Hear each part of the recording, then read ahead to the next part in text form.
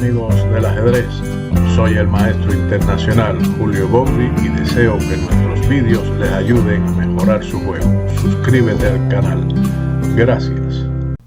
Ataque a debilidades contra la Benoni. Capablanca en esta partida poco a poco aprovecha las debilidades del adversario para ir ubicando sus piezas agresivamente, a pesar de que las negras logran el cambio de damas, pero esto permite a las piezas blancas acomodarse en los puntos débiles para finalizar con un ataque de mate. La partida en cuestión comenzó con D4 por Capablanca y Mieses respondió con caballo F6, caballo F3, evitando cualquier tipo de posibilidades de un gambito Budapest, etc. Pero su adversario le juega C5. Este sistema es conocido como Benoni-Smith, que era en realidad una idea prácticamente desconocida en el momento en que se jugó este juego y cuya idea veremos por parte de las blancas posteriormente. Las blancas respondieron con el avance D5, D6 y C4. Capablanca se decanta, como es lógico en esa época, por la jugada clásica C4. Sin embargo, la jugada caballo C3 es lo conocido como Smith-Benoni, como se conoce en la actualidad. La idea de las blancas en estos casos es aprovechar la casilla C4 con el traslado en un futuro del caballo a D2 a C4, avanzar su peón a E4, establecer por medio de A4 la permanencia del caballo en C4 e intentar en un futuro el avance E5, lo cual le daría una posición estratégicamente muy sólida al blanco. Pero en esa época, como mencionamos, este esquema no era muy conocido o era desconocido y Capablanca sencillamente jugó C4. Su adversario plantea G6. Sin embargo, podemos preguntarnos, ¿podría en este caso el negro jugar B5 transponiéndose a un gambito venco? Claro que sí, pero solo si Mieses hubiese sido un clarividente y mirando hacia el futuro, ya que ese gambito aún no se había inventado. Por esa razón, llevó el esquema a la Indo-Benoni con G6. Capablanca continúa con su desarrollo caballo C3, alfil G7 y E4. Estamos en presencia de una Indo-Benoni típica de estos tiempos y el negro jugó el enroque alfil E2. Capablanca continúa con su desarrollo normal sin temor a que el adversario realice la jugada alfil G4 y alfil por F3. Sin embargo, para impedir eso, muchos jugadores prefieren llevar el juego a H3 para impedir precisamente alfil G4 y el cambio del caballo. Pero esta jugada está muy bien y ahora E6. Es lógico que las negras intenten ganar espacio para sus piezas con este movimiento. También se ha jugado E5 en esta posición, pero esto ya entra en otro tipo de esquema y de estructura, el cual es completamente distinto a lo que surge con el avance E6. Contra E5 pudiera jugarse perfectamente alfil G5, que es conocido como el sistema de Petrosian, cuya idea es intentar hacer dama D2 impidiendo H6 y en un futuro, bueno, mantener esta clavada muy incómoda. Seguimos con E6, enroque corto, E por D5 y ahora E por D5. Aquí también se puede jugar, en lugar de esta captura con el peón E, C por D5, creando mayoría de peones para las blancas en el centro y las negras en el ala de dama, donde tienen 3 contra 2 y las blancas tienen en el centro 3 peones contra estos dos del enemigo en D6 y F7, que habría que demostrar cuál es más fuerte en estos casos. Las negras intentarán movilizar su mayoría en el ala de dama, las blancas impedirlo y al mismo tiempo tratar en un futuro de presionar en el centro con esta mayoría de peones. Esta posición tiene en la teoría mucho material. Seguimos con la jugada E por D5 y ahora caballo E8. En realidad una retirada que no es buena. Las negras debieron jugar alfil G4, que es un buen movimiento para eliminar este caballo y así tener un poco más de espacio en su territorio y posteriormente continuar con el desarrollo caballo de B a D7. Luego de caballo E8, cuyo plan veremos a continuación y que no es lo mejor, Capablanca ubica su torre correctamente en la columna abierta para en un futuro presionar sobre ella. Alfil G4, caballo G5. Y ahora el negro realiza un cambio de valor dudoso, alfil por C3. Claramente que el negro va más allá de sus posibilidades. Si esta fue la idea de Mieses detrás de su anterior retiro del caballo a E8, realmente es una idea estratégicamente desagradable para él. Siguió B por C3. La idea del negro era luchar contra estos peones doblados y quedarse en una posición de bloqueo con sus dos caballos. Pero en realidad eso no funciona en este momento. Siguió alfil por E2, dama por E2 y caballo G7. Otra jugada de valor dudoso. Mejor es caballo F6.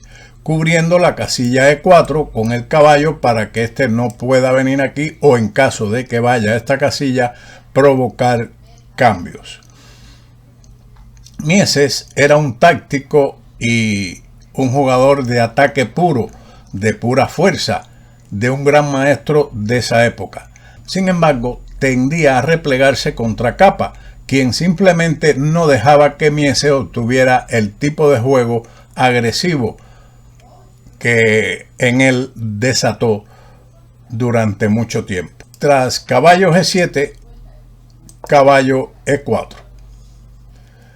Tanto las casillas D6 como F6 son puntos sensibles en la posición de las negras que pueden ser atacadas. Ya de hecho el caballo está mirando sobre esas dos debilidades.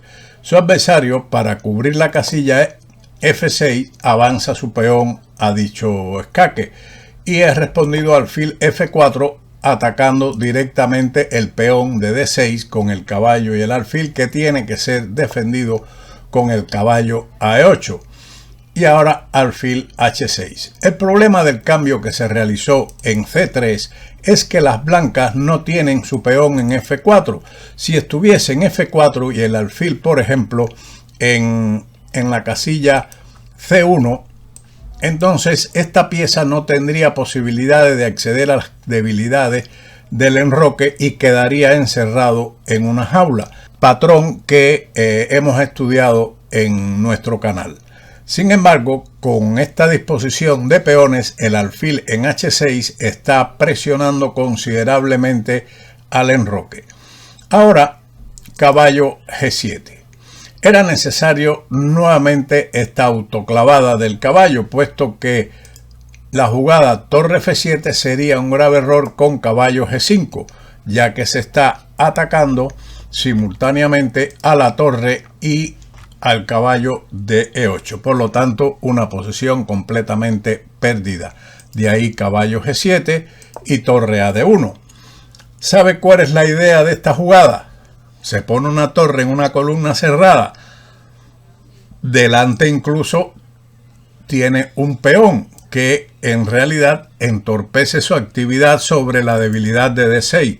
Pero, ¿qué es lo que pretende el blanco? Como veremos a continuación, después de caballo A6, torre D3. La torre en la tercera fila es muy útil, tanto para la columna central, ubicarse en la columna E, o también para trasladarse a cualquier casilla del ala del rey y contribuir al ataque. F5 es la jugada de las negras, que es un error. Dice un refrán: los impacientes son pobres defensores.